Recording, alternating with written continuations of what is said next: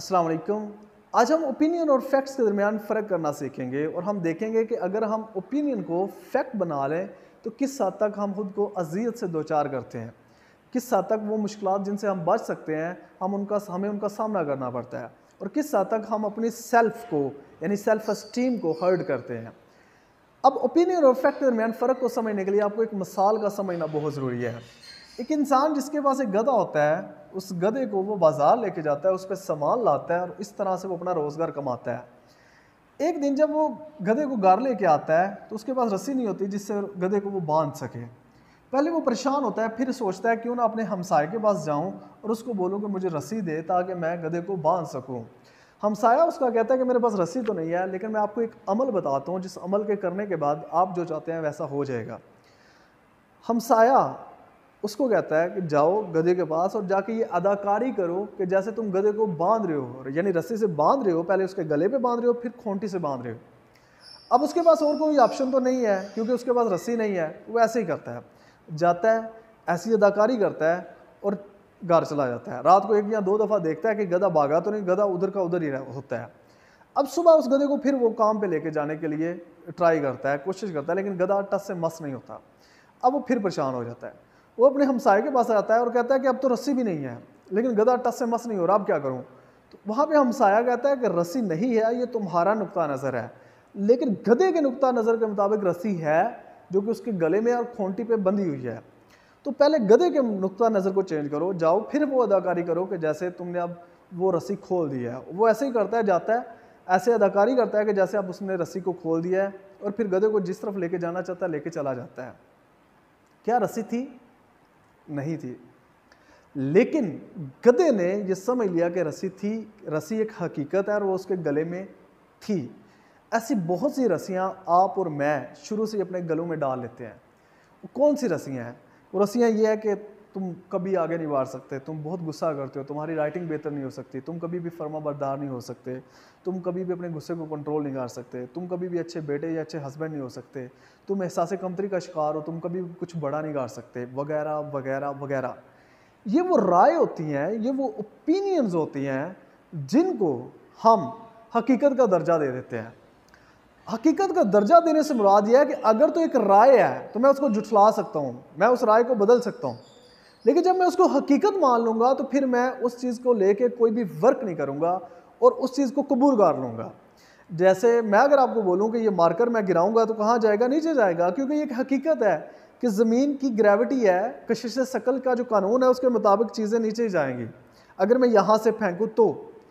इसी तरह अभी मैं सांस ले रहा हूँ तो अंदर क्या जा रही है? ऑक्सीजन जा रही है, बाहर क्या आ रही है? कार्बन डाइऑक्साइड आ रही है। ये वो हकीकतें हैं जिनको जुटलाया नहीं जा सकता। लेकिन बहुत सी ऐसी राय होती हैं, ओपिनियंस होती हैं जिनका हकीकत से दूर दूर तक कोई ताल्लुक नहीं होता, लेकिन हम उनको हकीकत का दर्जा दे देते हैं। जबकि हकीकत यह है कि आप इंसान हैं, आप अशरफुल मखलूक़ात हैं, आपको अल्लाह ने सोचने समझने की सकत दी है, सलाहियत दी है। आप सोच समझ के बहुत कुछ कर सकते हैं, अपने हालात का मुकाबला कर सकते हैं, लेकिन हमने हकीकत ये समझी हुई है कि हालात को बदला नहीं जा सकता। जबकि हकीकत यह है कि आपके अंदर इतना पोटेंशियल है कि आप अपने हालात को बदल सकते हैं, यकीन करना होगा। लेकिन वो यकीन भी नहीं करते क्योंकि हमें लगता है कि हमें यकीन ही नहीं है। हम यानी कि बहुत सी ऐसी राय होती हैं, ओपिनियंस होती हैं, ऐसे झूठ होते हैं जिनको अपने गले में बांध लेते हैं और फिर उनसे हटने का नाम ही नहीं लेते। तो हकीकत की तरफ आना चाहिए, हकीकत को देखना चाहिए। हकीकत को देखेंगे तो आपकी सेल्फ एस्टीम बेहतर होगी।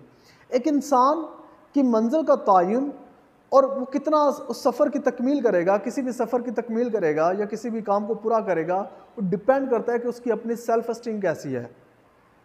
लेकिन हमने अपनी सेल्फ एस्टीम को उन रस्सियों से बांधा होता है कि जो रस्सियाँ एक्चुअल में होती नहीं हैं। अब यहाँ पे ये सवाल आता है कि क्या हमें किसी की राय लेनी ही नहीं चाहिए? तो इस लिहाज से मैं 3 आपको पैरामीटर्स बताता हूँ। अगर वो 3 पैरामीटर्स किसी इंसान में हैं तो उसकी राय को आप किसी हद तक हकीकत का दर्जा दे सकते हैं, लेकिन ज़रूरी नहीं ऐसा हो। लेकिन हकीकत के करीब तरीन पहुँचने के लिए 3 अवामिल का होना ज़रूरी है। एक ऐसा इंसान जो आपके साथ लॉयल है, जो आपका एहसास रखता है और आपकी कामयाबी में खुश होता है, अगर वो इंसान जो आपको राय दे रहा है वो आपके साथ लॉयल है तो फिर उसकी बात को आप अहमियत दे सकते हैं।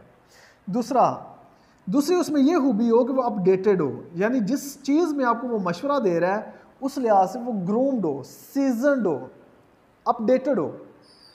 ये दूसरा पॉइंट है, दूसरा एक फैक्ट, दूसरी एक चीज़ है कि जो अगर एक इंसान में है तो आप उसकी राय को अहमियत दे सकते हैं।